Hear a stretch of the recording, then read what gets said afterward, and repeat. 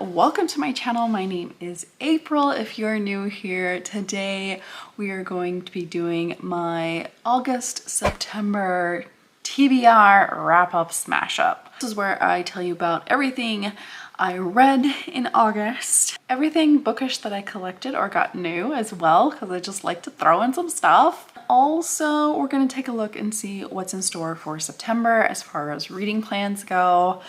I just honestly haven't had time to make separate videos, so you get 2 in 1 in this one. Let's waste no time and get right into the video today.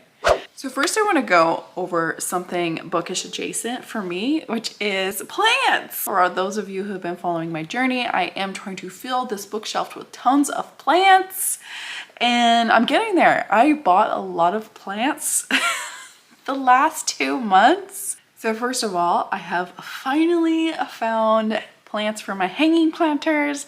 They make me so happy. I love them. The vision is coming to life. And basically what I've found is just some starter pothos. So this one right here behind me, I'll throw in some close-ups as well. That one is a Marble Queen pothos. If you are just getting into houseplant, get a pothos. Pothos are very easy houseplants. You give them a little bit of light, a little bit of water, they seem to like it. They're also very dramatic, so they'll tell you when they want to be fed. They go from being like happy-go-lucky to like very droopy, just sad looking. And then as soon as you give them some water again, they're like happy again and full of life. Super easy, love them. So this one's a Marble Queen. The 2 other ones are Philodendron. I have in the middle a Philodendron Brazil, and the other one is a Philodendron Micans. That one has like this velvety, soft textured leaves that are so, I'm in love with. Another one that I spent a little bit of money on. I don't know if I should have, but it was calling to me. It was speaking to me, and I actually don't even put it on these shelves, but this little beauty is a Philodendron White Princess. And as you can see, it has these beautiful white and green leaves. As much as I would love to put it here, I think it's gonna live over there for a little bit. It also pushed out this new leaf for me. I know. You guys, if you don't care about the plants, I'll put timestamps below, okay? You can always jump ahead, but they're pretty, okay? And I'm not a fake plant girly. I'm just not. I love plants, and this is where I'm going with it. You know what? This is part of my bookish journey. Another few little ones that I got some new Hoya, and I think Hoya is the genus for me because they like to dry out between waterings, which is really important for someone who forgets to water things like me. But anyways, I got this little guy. This is actually a Hoya Crimson Princess. And when it does get some light and they push out new leaves, they also are pink. So there's a little bit of pink stem here. This one right here has just pushed out 2 new leaves. I don't know if you can see that, but yeah, it's really pretty. Also, I got a bunch, all of my pots, almost all of them are from Big Lots because my Big Lots is closing. In fact, all the Big Lots around me are closing, and so they're all on discount. So I got them all at a really good price, like literally like $4 each or something like that. So I have this one, and then I also have another black and white one over there. Love. This one right here behind me. Actually, let me grab it. Another one I got is this one. It has like gray speckles on it. Just some polka dots, but I love this one as well. And this is also another new Hoya. This one is Hoya Rosita. I keep everything in the nursery pot, and that's just so that way when I water it, the water can drain through and nothing is sitting in water. So there you go.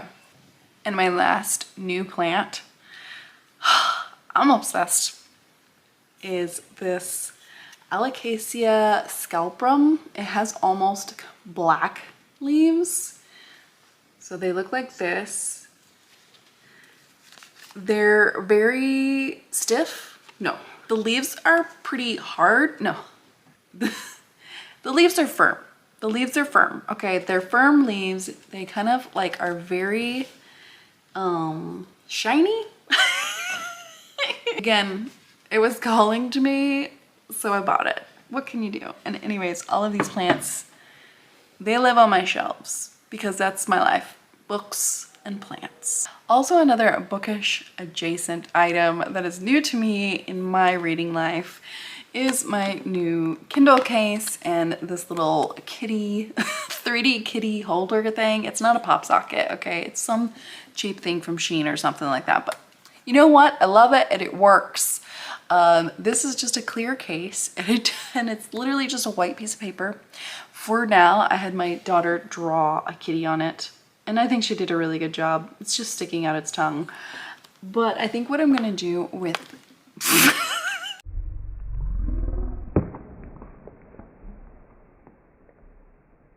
what I'm gonna do with this is hit myself in the face. What I'm gonna do with this is when I go to Romanticycon in February, I think I'm gonna have all the authors sign it so I can have all their signatures here. Because I am primarily a Kindle reader, I think it would just be really cool and special to have all their signatures on these papers. I'll probably bring a few, have them switch it out. Maybe I'll have them do a quote or something too. I don't know. I haven't fully decided, but I do think I want to at least have them sign these and then I can like have a little special place on my Kindle in my heart for them. Okay, on to the books. I don't think I'm going to tell you about every book I read in August. I'm just going to go over some of the more special ones. The ones that really grabbed me in August, okay? I did read 10 books in August. Not bad. One of them was 1,000 pages. The first book I want to talk about is Quicksilver by Callie Hart. This book is a new all-time favorite for me. When I say that there is so much things in here that is just my catnip in every single possible way, I mean it. Like, I absolutely loved this book. It's fun, it's fast-paced, there's great banter, there's adventure. There are portals to other worlds. It is a multiverse situation that I hope will be explored in future books. This book has great potential for so many different ways it could go. I mean, I was just so entertained the entire time. You have a girl, she steals something that she's not supposed to. And when she goes to the king about it, he wants to kill her, and instead she opens a portal to another realm. A guy pops out that she calls Death, and he's like, oh, you sad pathetic thing, and takes her back to his world. This is all about a blacksmith trying to forge magical weapons and the guy trying to help her begrudgingly the entire time. They're very antagonistic with each other and it is lovely. I ate this book up so quickly. I read it every day. I don't know, I just like, it never stopped and it kept impressing me every single time. And you know me, I love fun, entertaining books. This was it. This was fun, it was entertaining, and I absolutely loved it. Another 5-star that I had in August, Hot Earl Summer by Erica Ridley. This is like the 4th book. No, this is the 5th book in her Winchester series. Arguably one of the best for me. I completely fell in love with the 2 main characters here. You have the swordsman of the family with the heroine, and then you have this very nerdy engineer guy as her love interest, and it totally worked for me. Top tier Tessa Dare level banter in this book. Like, not kidding you, it never stops. It's quirky, it's cute, it's funny. Like, everything about this hit. This book is like a giant scavenger hunt. You have Elizabeth Winchester, who is the bold, swashbuckling sister of the group, and she is trying to help a little old lady find a will, so that way the will can be read and she can get the deed to this house to turn it into a house for children, okay? Already noble, noble deed. So Elizabeth goes to this castle, and what do you know? It's being occupied by Stephen, who is actually the friend of the Earl who is supposed to be squatting in it. But his friend has just taken off and left Stephen in the lurch, okay? The Earl that's supposed to be there is missing, and Stephen is just like holding down the fort, okay? He is holding down the fort with all of his gadgets because he's very gadget minded. So like you think of those little Tinker toys where the little ball goes ting, ting, ting, ting, ting, ting, ting all over the house and does things. That's what Stephen does. And these two couldn't be the best oddest couple. They are just so bam, bam, bam, back and forth. And then there is like this whole other situation happening where the person that wants the castle is gonna take it by force because he's reenacting a war. And at the end of this, there is so much action and just fun and then cute and then romance. One of the best in the series. Totally recommend, highly recommend for something fun. If you want something just enjoyable to read, this is it. And then I have to talk about Silver Wings Golden Games. This is the second book to Black Knight something, what?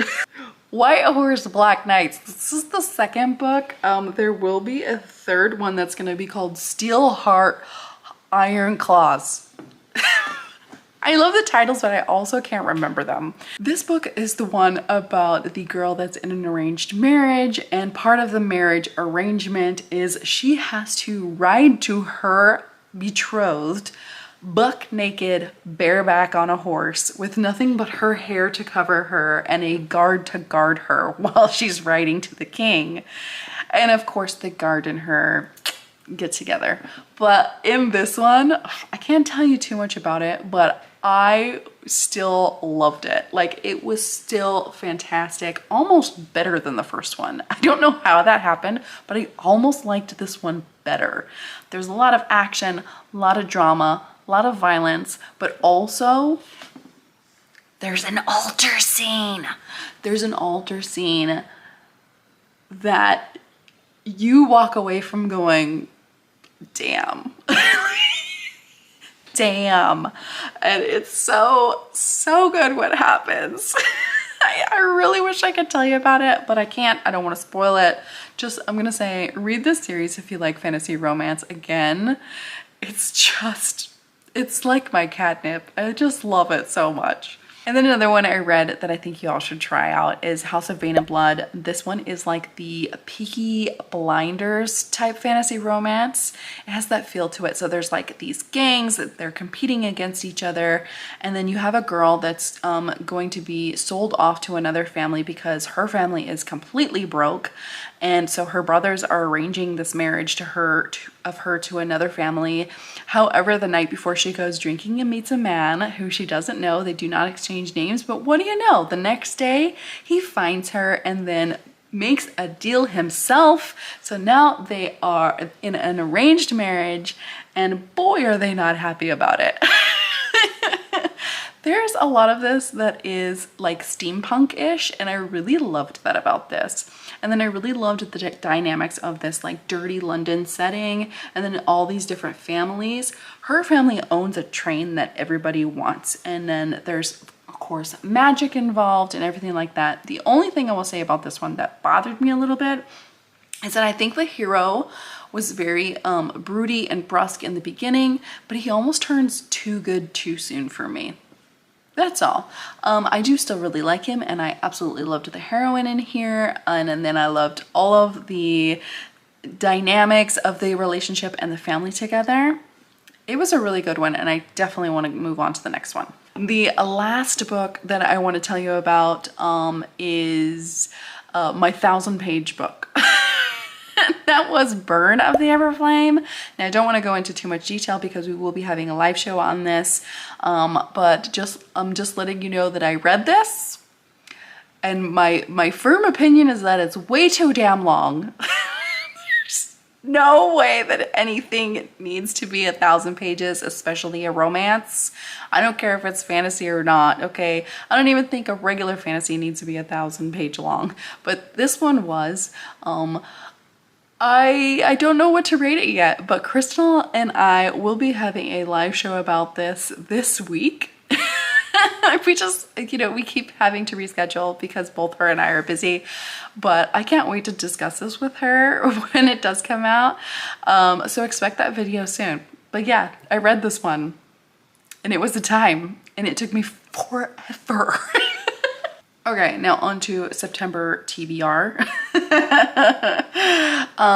The TBR is full, okay? It is overflowing because of this romance readathon going on that is Phantom of the Opera themed. I'm gonna be reading lots of gothic romances, lots of Y2's romances, because that is what my team's tropes are. My team's tropes are Y2's and Shifter, so I'm gonna be reading a lot of those. Right now, I just started Philomena and the Seven Deaths. This is a Y2's book where a woman dies a lot, and every time she comes back, she meets a new monster, and apparently they're all gonna do it together. So there's that one. This cover has been just haunting me for a while. I actually bought the ebook on this one. That's a first. So yeah, I'm reading this right now. So far so good. The beginning is really cool because she's like Kill Bill style climbing out of her own grave after she died. So yeah, that one's really cool.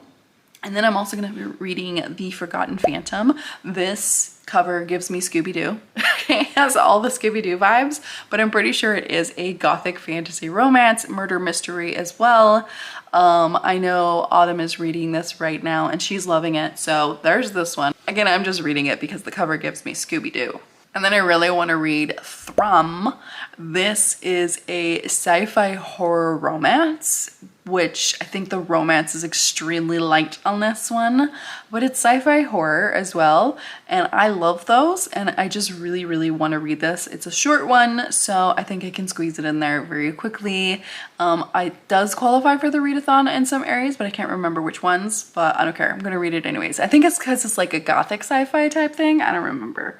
And then I really want to read this rom-com, Your Coffin or Mine. I've heard mixed things about it, but I really just wanted to put it in there, something cute and light and fluffy, but also gothic and also paranormal, because I think it has a shifter in it. I can't remember. There's a vampire for sure.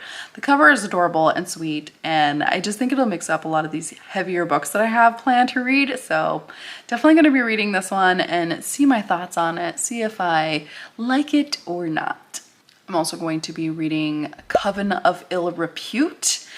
This is a vampire Y2's book as well. Definitely going to be reading that. Come on, it's vampire season. I have 2 book club books that I want to read. The second one has not been chosen yet, but the first one is going to be Graves. This was also a gothic Y2's book set in a seaside town, I think. I can't remember exactly, but I want to say it's more contemporary, but it's also very dark and involving like brothers.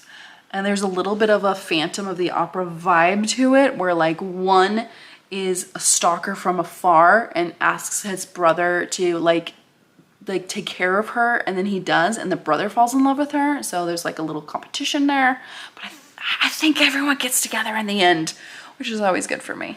I do really want to read a gothic historical romance. I just haven't picked one yet. We are going to be doing historical romance next if Crystal and I do book club this month. I know we're probably both busy, but I haven't quite picked one out. So if you have a gothic historical romance that you love, let me know, and maybe we'll put that one as our book club pick. And then I have 2 arcs that I do really want to get to. One is Fear the Flame. This is just a straight fantasy romance with dragons. The trade paperback comes out this month. This was an indie book that was out for a while, but I haven't read it yet. And I do have the arc, so I think I really need to read it. And the other one I cannot wait for is A Dark and Drowning Tide. This is a dark academia sapphic fantasy romance thing, and I want to say the synopsis makes it feel like the entire book is mostly on an expedition. So you know me, I love a good road trip romance, and then you give it sapphic and like dark academia, almost gothic vibes, and then plus this cover, gorgeous, gorgeous, gotta read. So those are my known plans of what I'm gonna read. Of course, things may change, but those are all the books I think I want to at least get to for the readathon. I might read other ones because you know what? Everyone is reading so many good books that I just get like squirreled about it. So when I see a book coming along, I just might read it instead. Who knows? I have so many different things coming up for September. I'm also going to be decorating these shelves for Halloween. I cannot wait to spookify this place up. I have a lot of DIYs coming. I'm going to be doing a DIY video with some bookshelf decor items that are for spooky season. I'm also in October, I know this is a little ahead of time, but Dave announced it. Dave, Maggie's husband, is running Create-a-thon. I think that's what it's called. It's a Create-a-thon. You just create something, anything you want, and then you're in it. So I'm gonna be doing more like creative things, building things, or like painting things. I haven't quite decided what I'm gonna do for Create-a-thon, but I think it's September. I kind of need to like figure that out. He has themes, like there's Disney theme, there's vintage Halloween theme, there's certain themes that you can do. I think one of the things that I'm gonna do is like a Beetlejuice thing, and also like Beetlejuice and Elvira are like my two favorite Halloween characters, like of all time. So I have to do something involving those two, right? Anyways, a lot of plans happening. I know that I've talked a lot in this video, but let me know if you're excited for the readathon, if you're joining us for one, and what your favorite book was of August, because I need to put more things on my TBR apparently. Don't have enough. As always, thank you for watching, and I'll see you next time. Bye!